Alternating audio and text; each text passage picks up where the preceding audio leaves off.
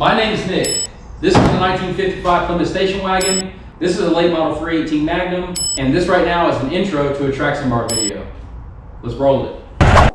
Pay close attention to the pinion angle under hard acceleration.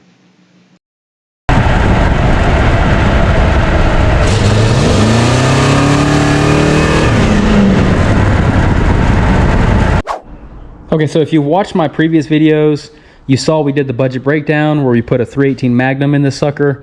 This came out of a 1995 Dodge Ram. If you haven't watched that, once you finish this video, go back and check that out. Pretty cool swap. All right, as you just saw in that clip, you can see that the pinion is shooting up on hard acceleration. Whenever you floor it, it's taking the spring and it's actually warping the spring. It's springing the spring up, and the pinion is lifting up, and it's causing the drive shaft to move at a strange angle. I didn't get it on video, but sometimes if from a dead stop, if I floor it, it's actually wobbling so bad that the back wheels are bouncing or shaking, and it's vibrating the car. People say you're not supposed to put traction bars on a MOPAR, and 318 Will Run has a really good video on that. They say you're not supposed to put them on 60 to 70s MOPARs. 50s and older, it's okay. And the reason why, if you look at the leaf springs, just like on a modern car or truck, the axle is centered in the middle of the leaf spring, which means you have a long leaf in the front, a long leaf in the back. So whenever you floor it, the torque gets transferred to the pinion, and it twists the axle and makes the spring do this and wave, and then it sends the pinion upward, which throws your drive shaft out of balance. Now let me show you why they say you're not supposed to put them on 60s to 70s MOPARs. All right, so this is a 1974 Plymouth Satellite / Roadrunner. And if we get down here by the rear end, you'll notice that the rear end is actually offset forward on the leaf spring. MOPAR did this because it made the front spring stiffer, and then you have a longer leaf on the rear. So it makes it where that spring doesn't want to twist as much. They say they're not supposed to work on 60s to 70s MOPARs, but I've seen guys do it. Check out 318 Will Run's video. He has a good video on that. Okay, so now that that's out of the way and we understand why we're getting vibration, because the front of the leaf is twisting. All right, so the way this goes on here, this bolts up to your leaf spring like this. We got our U-bolts, so should just be able to drop this on there like that. Lock washer,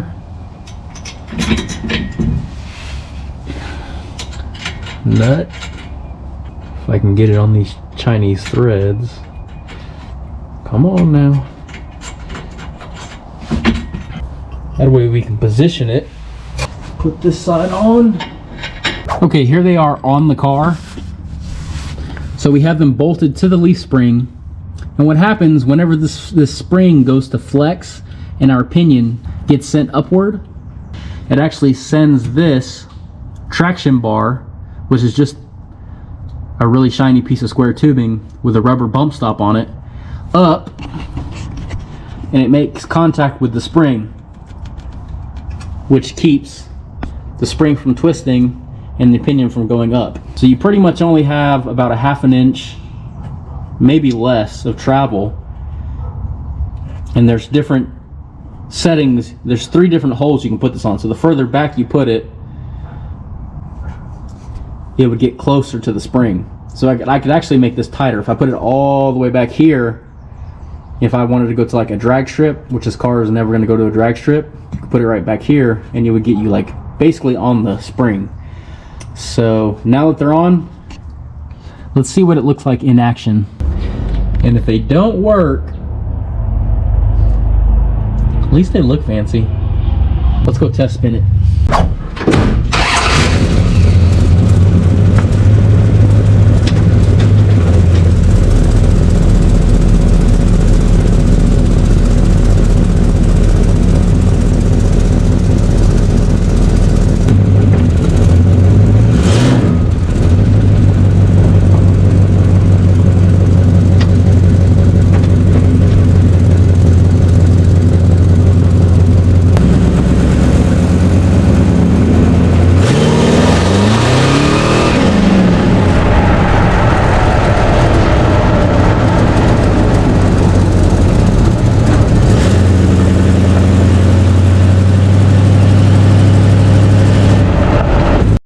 So before you watch this, I couldn't even lay rubber before, so this is a huge upgrade.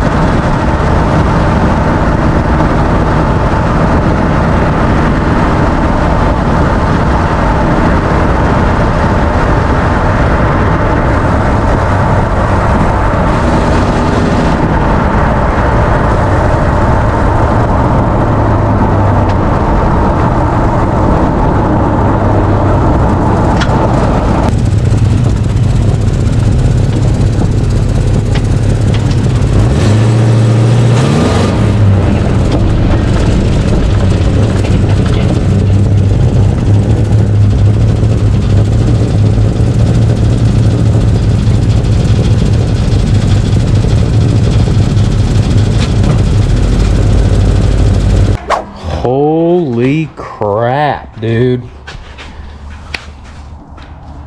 1,000 times better. Those track bars are insane. I mean, that is the best $75. It ripped both the tires. That is the best $75 I've ever spent. That's crazy. I don't know what it looked like on the camera, but man, I let it rip and them tires just ripped. People were behind me going, what the hell, dude? Cool. Yeah.